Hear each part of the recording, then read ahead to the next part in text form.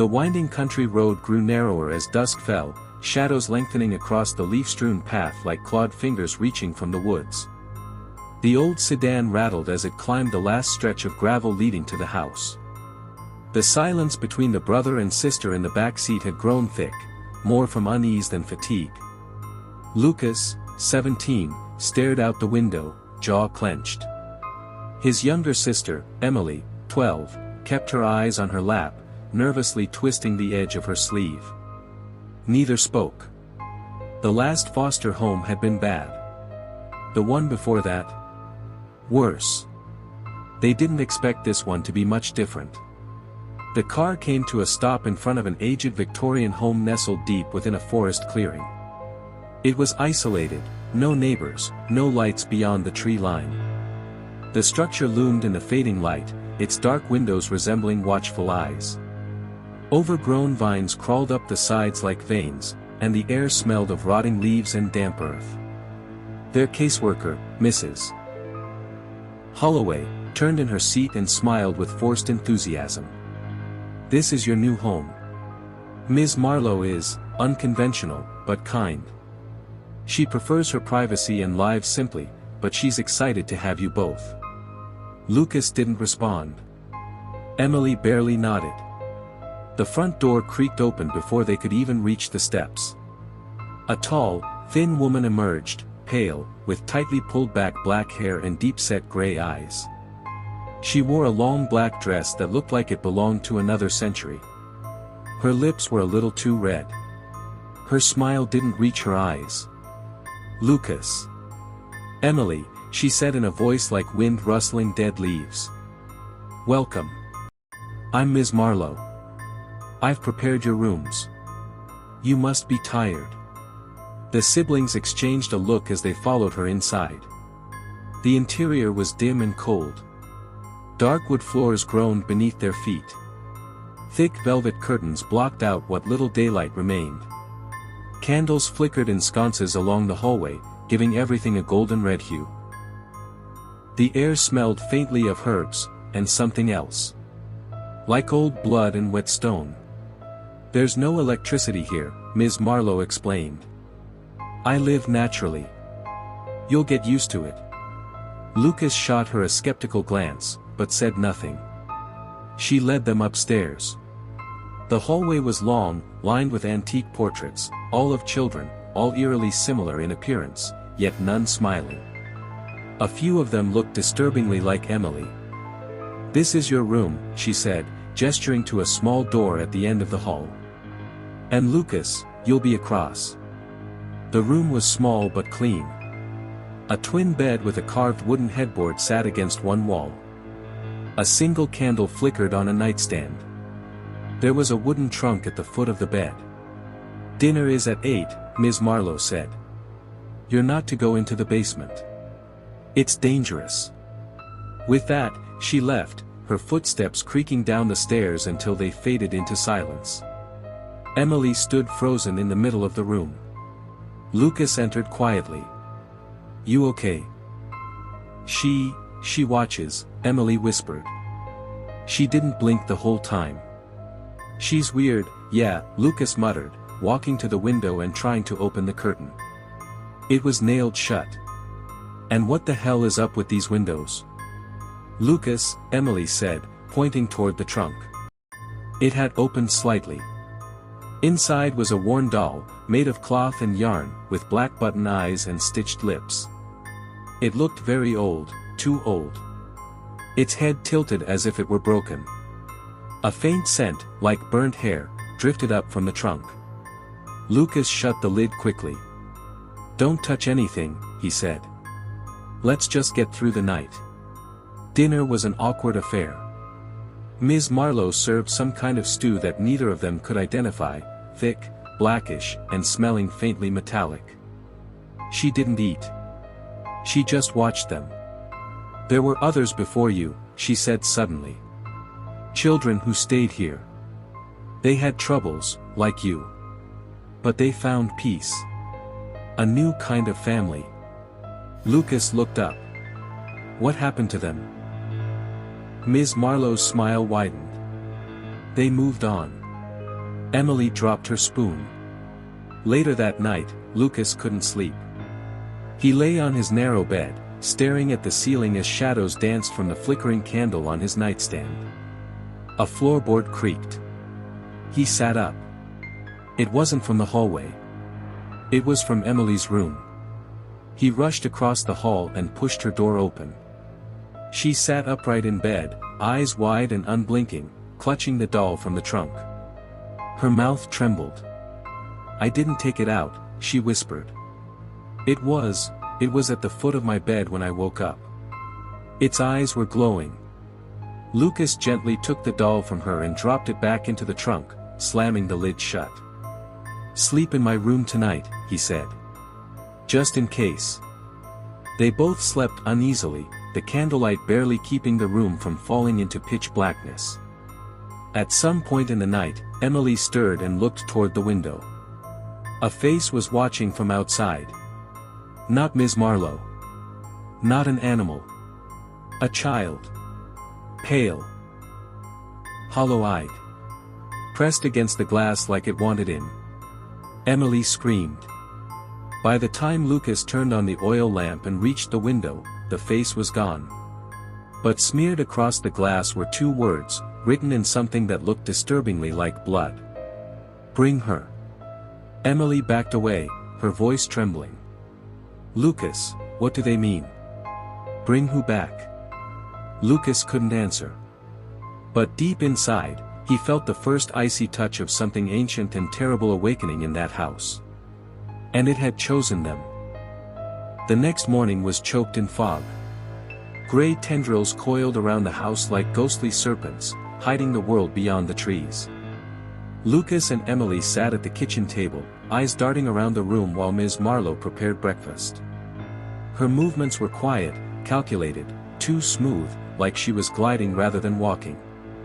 "You two didn't sleep well," she said flatly without turning around. "Nightmares?" Lucas stiffened. "What makes you say that?" "I hear everything in this house," she replied calmly. "The wood speaks to me. The walls listen." Emily's spoon clattered against her bowl. Lucas glared at her. "Last night, there was someone outside the window." Ms. Marlowe turned slowly, holding a kettle. "No one comes out here. You were dreaming. The forest plays tricks." Lucas didn't believe her. Neither did Emily. After breakfast, they wandered the house. Ms. Marlowe had gone to tend the garden. Rows of twisted herbs and black flowers that reeked of mold and something rotting beneath the soil. It gave Lucas and Emily time to explore.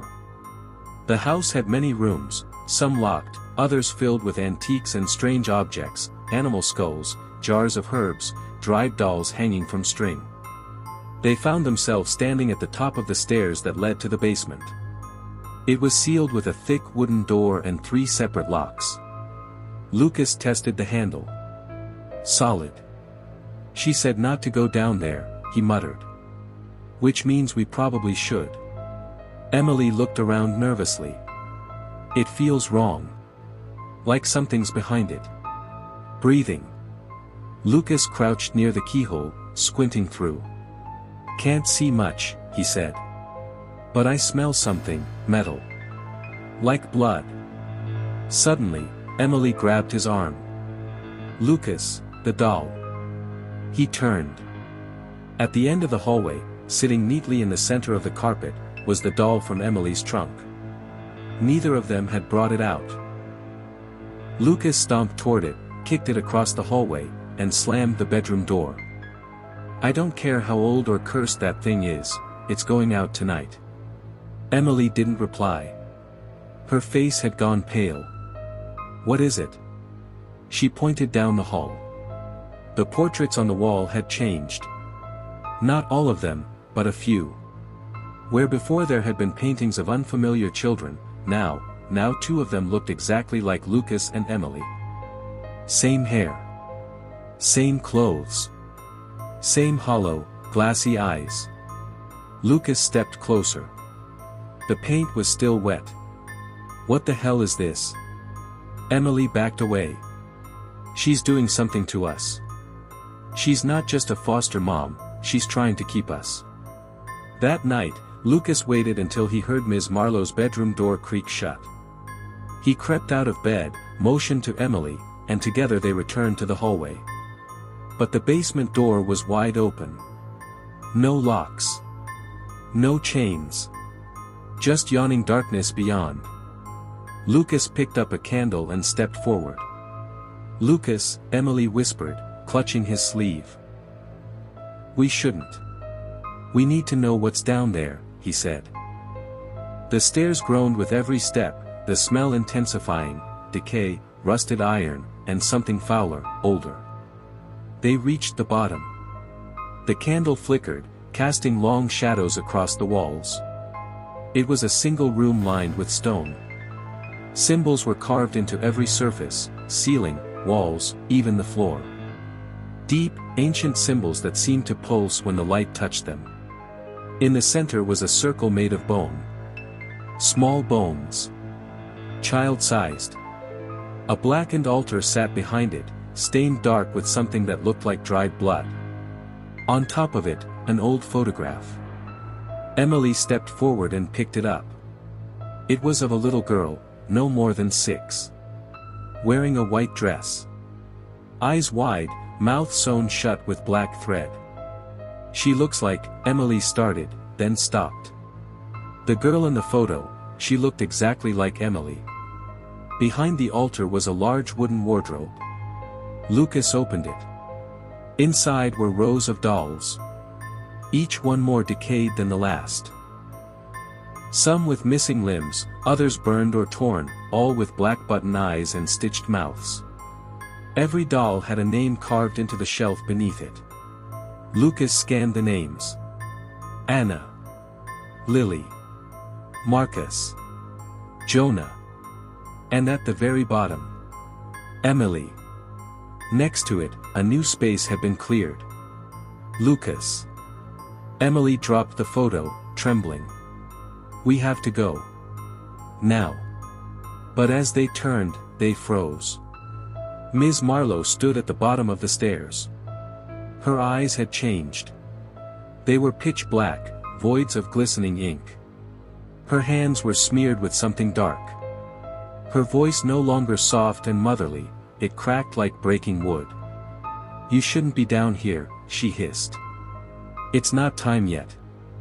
Lucas held the candle out like a weapon. "What are you doing? Who are you?" Ms. Marlowe stepped forward, smiling. "You're mine.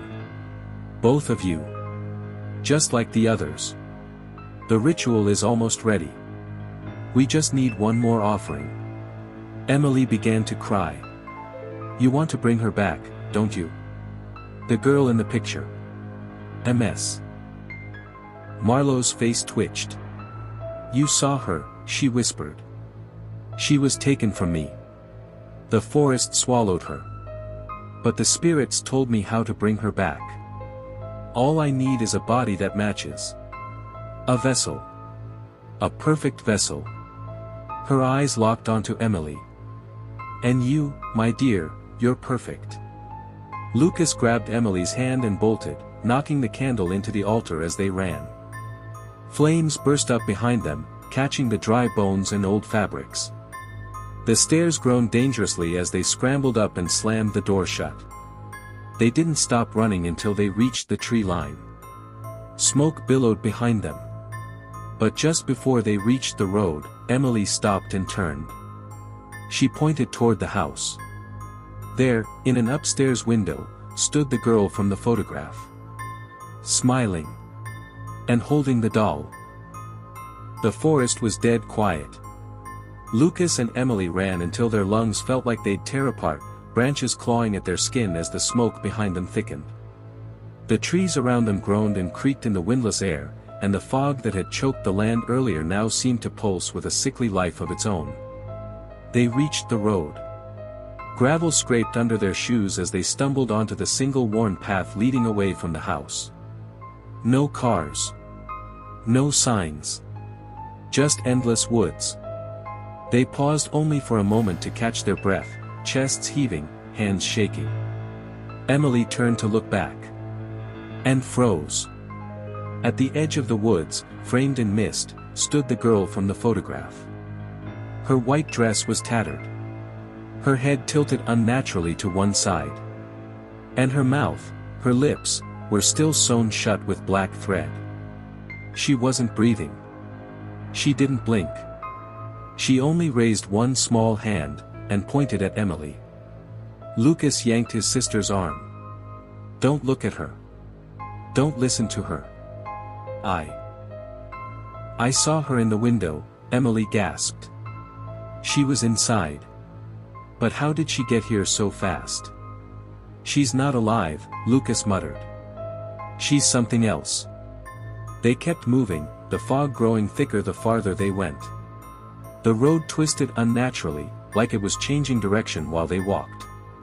No matter how far they ran, the trees remained the same, dead oaks with black, rotting bark and twisted branches that clawed at the sky. Lucas checked his phone. Still no signal. "I don't think we're going to find help," he muttered. "Then what do we do?" Emily asked. "We can't go back." Lucas hesitated. "There's something in that house, something powerful. Maybe it's keeping us here. A curse, a ritual, I don't know. But I think, we're not supposed to leave." The wind picked up, carrying with it a soft sound, whispers, slithering through the trees. Not in English. Not human. The siblings turned, and through the trees, the house reappeared. No matter where they went, it was always there. Emily's eyes filled with tears. "She's binding us. We're part of the ritual now." Then, a faint creaking sound. The rustle of leaves behind them. Lucas turned slowly. The girl in white was closer. Now she stood just a few feet away, eyes wide, blank, and soulless. Her dress was stained with something black and tar-like that dripped steadily from the hem. She took one step forward. The sound was wrong, not like a footfall, but like something being dragged. Lucas stepped in front of Emily. "What do you want?" The girl raised both hands and pointed behind them. "To the forest." "No," Emily whispered. "She wants us to follow." "I'm not following some dead thing," Lucas spat. But then, movement. Dozens of dolls began to emerge from the mist, walking, limping, crawling. Black eyes gleaming. Their stitched mouths were moving in sync, whispering one phrase in 100 raspy voices. "Bring her back. Bring her back." Emily shrieked. Lucas grabbed her hand and ran again. This time toward the house. If they couldn't escape it, maybe they could end whatever this was. The forest wanted them to return. And something inside the house still held the truth. They stormed through the front door, slamming it behind them. The house groaned with a sound like laughter. They made their way upstairs, bypassing the strange portraits that now stared at them with bleeding eyes. At the end of the hallway, the bedroom door that had always been locked was wide open. Inside, the air was cold, colder than ice. The room was a shrine. Candles ringed the walls. Drawings of the girl in white covered the space, some childlike, others violently scratched into the wood. In the center stood a mirror. Not an ordinary one, it was covered in dark, moving veins, and it didn't reflect the room. It showed her. The girl. Standing in a dark place, surrounded by blackness. Reaching out. Lucas stepped closer, transfixed. "She's trapped," he said. The ritual wasn't to bring her back. It was to open a door. Behind them, the sound of shuffling footsteps. Ms. Marlowe. Her face was no longer human. It had stretched into something monstrous, skin sagging, black veins crawling across her cheeks, eyes like two burning coals. "You weren't supposed to interfere," she rasped. She needed a vessel. She chose Emily. "I was only helping." Lucas grabbed the edge of a candle and hurled it at the wall, lighting the drawings aflame. Ms. Marlowe shrieked and lunged, but Emily screamed something first, something she didn't understand, but had seen in the carvings downstairs. A single word. The mirror exploded. Glass flew in every direction, and the shriek of something inhuman echoed from its frame. A blast of cold air knocked them both back, and the room went dark. When they awoke, the house was silent. Ms. Marlowe was gone. So was the girl. The mirror frame stood empty, blackened and cracked. Lucas helped Emily to her feet. Did it work? Emily looked around slowly. I don't know. I think we closed the door. But... She turned to the floor. At the edge of the burnt wood, lay the doll. Its eyes were open. Its mouth was no longer sewn shut. And it was smiling. The doll was gone by morning. Lucas had placed it in the fireplace before they tried to sleep, but when he checked at dawn, the ashes were cold. No sign of cloth, thread, or porcelain. Just soot and that same faint smell of rotting flowers. Emily sat curled on the old couch, her knees tucked to her chest. Her eyes were hollow, dark circles etched under them like bruises from the inside. I heard her all night, she whispered. She was crawling under the floorboards. Whispering my name. Lucas didn't doubt her. Not anymore. The house felt alive. It creaked constantly, even when still. Shadows moved at the edges of their vision. Mirrors seemed to reflect things that weren't in the room. And then there were the flies, black, fat-bodied things that buzzed around light fixtures even though there was no food, no garbage, nothing to attract them. We need to find out what she did, Lucas said. Ms. Marlowe. That ritual, what it was for. There's got to be something in this house that explains it. Emily looked up at him. What if we're already too late? Lucas didn't answer. They started with the attic. The narrow stairs groaned under their feet as they climbed. At the top, a trapdoor hung half open like a yawning mouth. Lucas pushed it open with the broom handle, and together they climbed into darkness. Dust swirled in the stale air. Faded boxes, old trunks, and yellowed sheets covered everything. A single bulb dangled from the ceiling, flickering dimly when Lucas pulled the cord. At the back of the attic sat a long, black chest.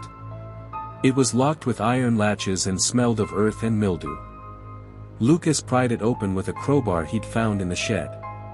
Inside were dozens of notebooks, handwritten journals in dark red ink. Emily reached in and pulled one out. They're all labeled. Names. Dates. Lucas read aloud from one. Agnes Whitlow, June 12, 1963. Failed. Another, Helen Baines, November 1978. Screamed before it was done. Dozens of names.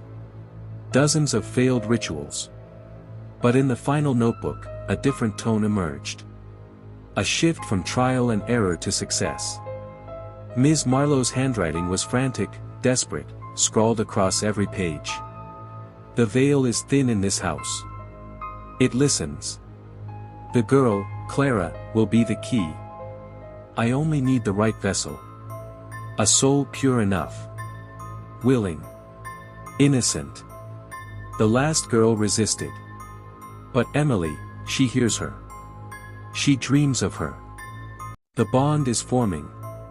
Emily's hands trembled as she held the journal. She was preparing me. Lucas clenched his jaw. No. She wasn't. We're ending this. Tonight. But the house had other plans. That night, the walls began to breathe. Emily was the first to notice.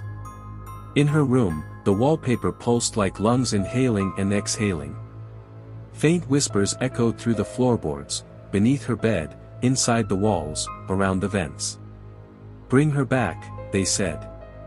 Over and over. Lucas rushed to her side when she screamed. Together, they watched the boards beneath her feet bulge outward as though something was crawling under the floor. "We need to go back to the basement," Lucas said. "That's where it started." Emily didn't want to. She clung to him, shaking, but followed him down the creaking stairs, past the living room, and into the black hole beneath the trapdoor. This time, they brought flashlights. The air was freezing below, moist and sharp, like being inside a mouth full of rotten teeth. They followed the carved symbols on the walls, deeper into the stone corridor beneath the house. At the end was the altar again, black, cracked, and dripping with some foul substance. But this time, something was under it. A hollow echo when Lucas tapped his foot. A chamber beneath the floor. He pried at the stone until it cracked open. Beneath the altar was a hidden pit. Inside lay bones, hundreds of them. Small. Fragile. The remains of children. Skulls with cracked sockets. Tiny spines twisted in impossible shapes. Dolls lay buried among them, all with their mouths sewn shut. Emily choked. "How many?" Lucas shook his head. "Too many." But something moved. From beneath the bones, a hand reached up, small, pale, stitched at the wrist. Then another. The girl in white pulled herself out of the pit, her head lolling as she stared at them with stitched lips and bleeding eyes. Lucas grabbed Emily and backed away, but the room had changed. The tunnel was gone. The stairs gone. Only the altar. Only the girl. And then Ms. Marlowe's voice echoed through the chamber, disembodied, echoing in every direction at once. "You broke the mirror. But not the bond. She's still connected to you, Emily. And now, you must finish what I started." The altar split open with a roar. From within, a swirling void pulled at the walls, drawing in dust, bones, and light. The girl floated toward Emily, eyes wide with a kind of pleading desperation. "She wants you to choose," Lucas whispered. The whispers grew louder, clawing at their ears. "Bring her back. Bring her back." Emily looked at the girl. Then at the altar. And took a step forward. Lucas grabbed her. "No. You're not giving yourself to this thing. She's not evil," Emily said, tears streaking down her cheeks. "She's trapped. She's been crying out for help. She doesn't want this either." The girl nodded slowly. A single tear of blood rolled down her cheek. Lucas's grip trembled. And then the pit exploded in light. They screamed. The world around them cracked like shattered glass. And everything went dark. When they awoke, they were back in the living room. Morning sunlight streamed through the windows. The house was silent. No whispering. No dolls. No shadows. The nightmare was over.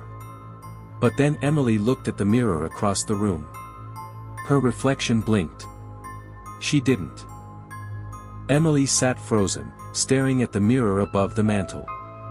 Lucas noticed her silence. What is it?" She didn't answer.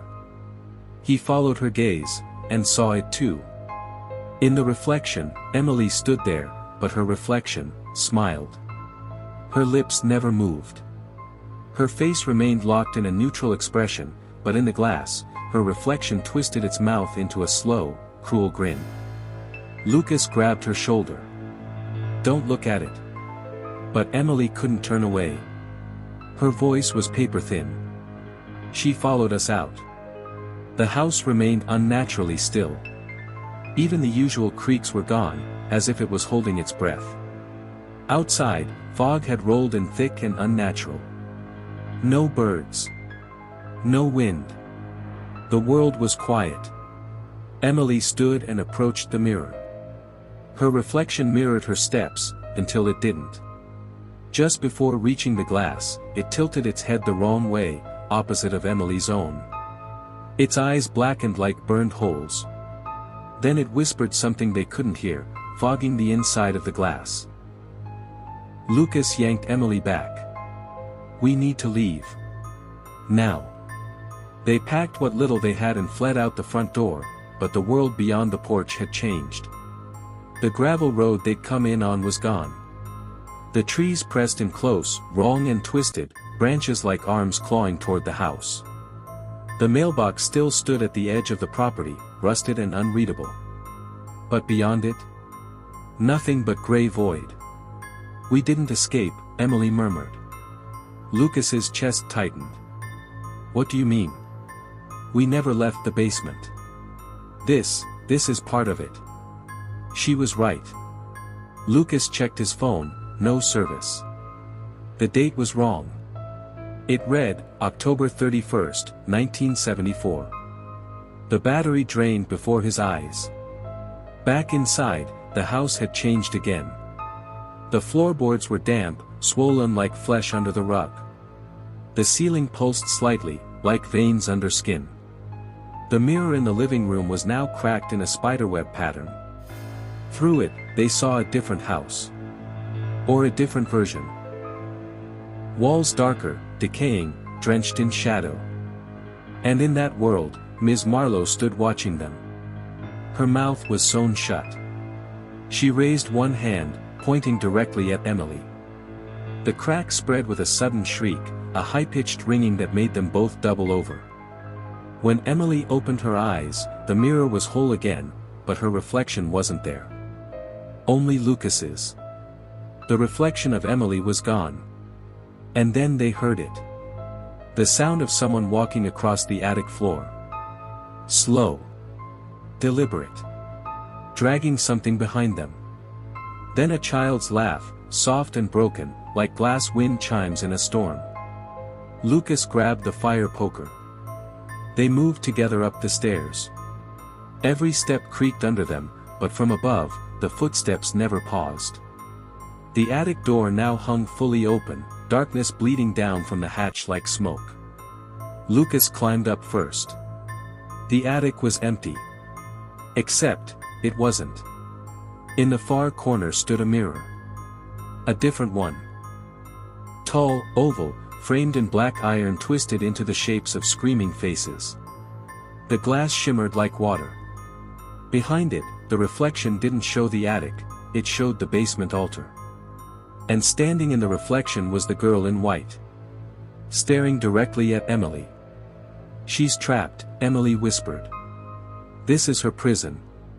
Lucas approached the mirror, watching it ripple slightly as he neared.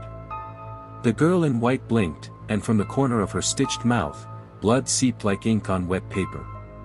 "She wants me to come in," Emily said. Lucas turned. "No. That's what Marlowe wants. You go in, she gets you. Your body becomes the vessel. But if I don't," Emily's voice cracked. "She'll be trapped forever. And the others, those bones in the pit, she wasn't the only one. We have to end this. For all of them." Before Lucas could protest, Emily stepped toward the mirror. The glass breathed in, inhaling the light. Emily vanished through it. Lucas screamed. He ran forward. But the mirror had gone solid.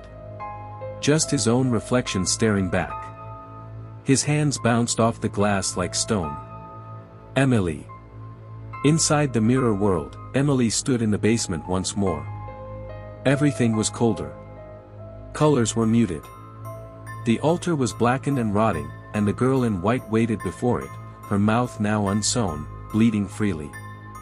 "You brought me back," the girl whispered. Emily approached. "Tell me how to end this." The girl blinked, and 1,000 shadows shifted around the walls, children. Pale, malformed. Whispering. Watching. "The mirror must shatter," she said. "But only when the vessel accepts the truth." Emily hesitated. "What truth?" "That she's already inside you." Emily turned, and there stood Ms. Marlowe. Younger, beautiful, eyes glowing with something ancient and foul. Her voice slithered from her lips like poison. "You opened the door, Emily. You dreamed of her. You let her in. She's yours now. And you are mine." The girl screamed, blood pouring from her eyes as she reached out. Emily grabbed her hand. Light exploded from the altar, shaking the mirror world. In the attic, Lucas watched as the mirror cracked. One by one. Then, shattered. Emily fell through the shards, landing hard on the attic floor. Lucas caught her just in time. Her eyes fluttered open. And then they heard the final whisper. From inside her mouth. "I'm here now." The house groaned in approval. Emily didn't speak for hours. Lucas tried everything, calling her name, shaking her gently, even splashing cold water on her face, but she just sat on the attic floor, arms wrapped around her knees, her gaze fixed on a point beyond the walls. Her lips moved sometimes, forming silent words. A prayer? A plea? Outside, the world was still wrong. The forest had closed in like clenched teeth. Every window looked out onto dense fog and gnarled trees that hadn't been there before. The sun never rose. Time had ceased to function. Lucas paced the room, his breath shallow. His sister was in there, but something else was too. He'd seen it in her eyes when she fell from the mirror. That lingering presence. It blinked through her sometimes, a twitch of the mouth, a tilt of the head too sharp, too alien. When she finally spoke, her voice was hoarse. "We're still inside." Lucas froze. "What do you mean?" Emily turned to him. Her eyes were different now. Wider. Darker. She didn't want to be brought back. Not like this. She was part of the house, and now the house is part of me. Lucas stepped back. "You're not making sense." But she kept going. "It feeds on grief. Regret. That's how she got in. I missed her, Mom. I wanted her back. I said the words." Lucas's stomach dropped. "What words?" Emily looked at the attic wall, no, through it. "I found them in the pages. In Ms. Marlowe's journal. Before we came here. Before the fire. I didn't know it would do this." Lucas felt like the floor was tilting beneath him. "You started this?" Tears welled in her eyes. "I just wanted her back. I didn't know it would bring her instead." Suddenly, every sound in the house stopped. The walls pulsed. The air turned dense, sour. The smell of rot filled the attic. The whispers returned. Thousands of them. All at once. They oozed through the floorboards, from the walls, out of the vents, hollow voices of children long forgotten, saying one thing over and over. "Bring her back."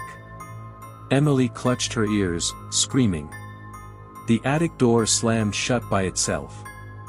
Then, the trapdoor vanished completely. Lucas ran to where it had been, pounding on the floor. "No. Let us out." The mirror shards that had once reflected the other realm began to tremble on the floor, spinning in circles like dying insects. One by one, they floated upward, assembling themselves midair, forming a new mirror, but this time made of jagged pieces, bleeding shadow between the cracks. It pulsed like a living heart. Emily crawled toward it, eyes wide, entranced. She wants to come through again. She's stronger now. I made her stronger. Lucas grabbed her wrist. "We can still stop this." "No," she whispered. "It's too late. She's inside everything. The walls, the trees, the air we breathe." The attic lights flickered violently. Then they burst, glass raining down around them. And in the mirror, she returned. The girl in white. But not as before. Her mouth was wide now, too wide. Teeth stretched back into her cheeks, like a shark's maw. Her eyes bled black tears, dripping onto the floor of her realm. Hands reached up from beneath her, clawing at her gown. Hundreds of hands. Children's hands. The lost ones. Emily stared in horror. She used me. I'm the door. She's going to cross over through me. Lucas pulled her close. We'll seal it. We'll burn the house down if we have to. But the mirror began to hum, vibrating with a deep, unearthly pitch. The air thickened to syrup. Emily's feet lifted from the floor as if the thing was pulling her in, piece by piece. Lucas lunged, grabbing her ankles, pulling with everything he had. She screamed, not in fear, but in agony. Her skin was beginning to peel, stretching toward the shards like threads of flesh being unraveled. Her body was unraveling. Lucas shouted, "Fight her, Emily." And she did. For a moment. Her hands grabbed Lucas's wrists, nails digging into his skin. Her eyes flickered between hers and hers. The girl in white, the ancient thing wearing her grief like a mask. "I don't want to go," Emily whispered. The mirror shrieked like a banshee. And then it shattered again, this time into a cloud of black ash, disintegrating midair. Emily fell back onto the floor, trembling, breathing hard. The attic went still. Silent. Then. Footsteps. From below. Lucas stared at the sealed floor, now smooth and unbroken. The footsteps climbed up the walls. Then from the ceiling. And then. A face. Her face. Upside down, staring through the wooden boards. Her mouth opened, far too wide. And she whispered. "You brought me back." The ceiling cracked. Something massive stirred above it. Emily clutched Lucas. "We didn't stop her." "No," he said, voice barely audible. "We let her out." The walls groaned. The floor split. And the house, long dormant, began to wake up. The house screamed. Not with sound, but with pressure. Every wall bowed inward, like lungs gasping their final breath. The wallpaper peeled in strips, bleeding black mold. Floorboards twisted, groaned, and cracked under an invisible weight as the ceiling above the attic bulged downward like soft flesh. Lucas pulled Emily into the corner as the beams overhead split apart, revealing a gaping black hole. Something writhed within it, a nest of limbs and hair, with glistening eyes buried deep in the tangle.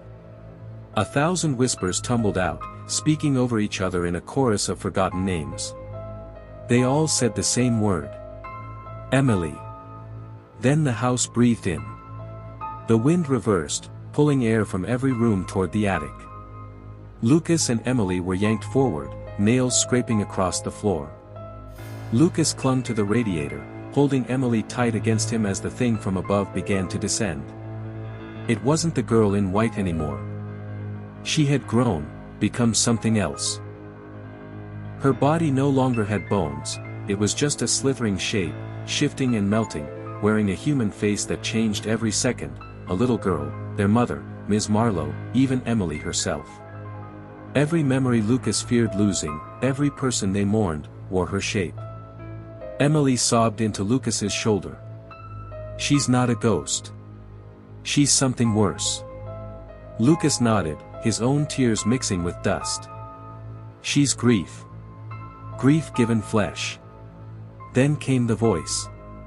Not whispered now, roared from every corner. "I was invited." The thing dropped from the ceiling in one convulsing, wet slap.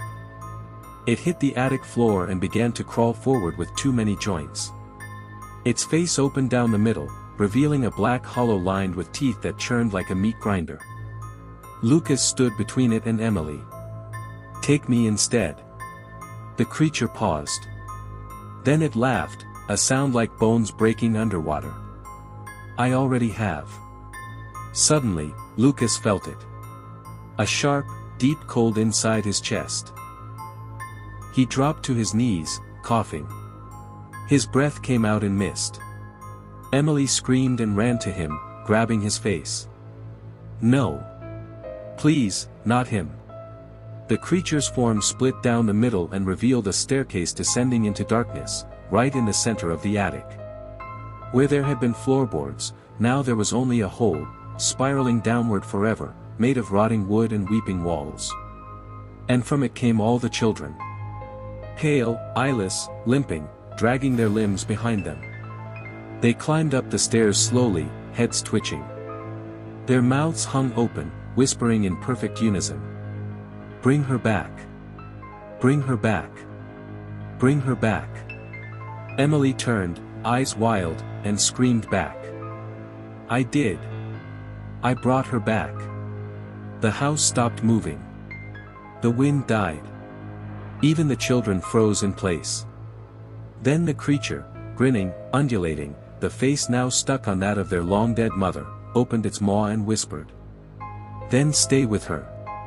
The children surged forward. Lucas tried to stand, but his legs wouldn't obey. Emily pushed him behind her. "No. Take me." I opened the door. I said the words. "You want me, not him." The children paused. The creature nodded. Then reached forward. Emily gasped as the black hand touched her chest, and then she changed. Her skin paled, veins darkened. Her eyes became bottomless pits of shadow. She didn't scream. She didn't cry. She just looked at Lucas. And smiled. "It's okay," she whispered. "I'm closing it. From the inside." Before he could stop her, she stepped into the pit, down into the dark spiral. The creature followed her, dragging itself after her like a dog made of meat and screams. The children descended too, one by one, until the hole began to close behind them like an eye shutting forever. Lucas lunged, but it was too late. Only dust remained where Emily had stood. Only silence. The sun rose over the woods for the first time in days. Lucas stood outside the house, which now looked empty. Dead. The windows were boarded from the inside. No sign of life. The trees had retreated, and the fog was gone. He walked to the edge of the porch and looked back one last time. The front door was slightly ajar. Inside, he could hear a faint whisper. "Bring her back." Lucas turned and walked away, tears burning hot on his cheeks. He didn't look back again. 1 year later. A new family moved into the house. A couple. A little girl. They unpacked their boxes, painted the walls, and laughed in the backyard. On the second night, the little girl awoke to a sound in the attic. She climbed the stairs quietly, barefoot on the creaking wood. The trapdoor was already open. A voice echoed from the dark. "Come play with me." A girl in white stepped from the shadows, smiling. Behind her, the spiral waited. Below them, the house breathed in again. The end.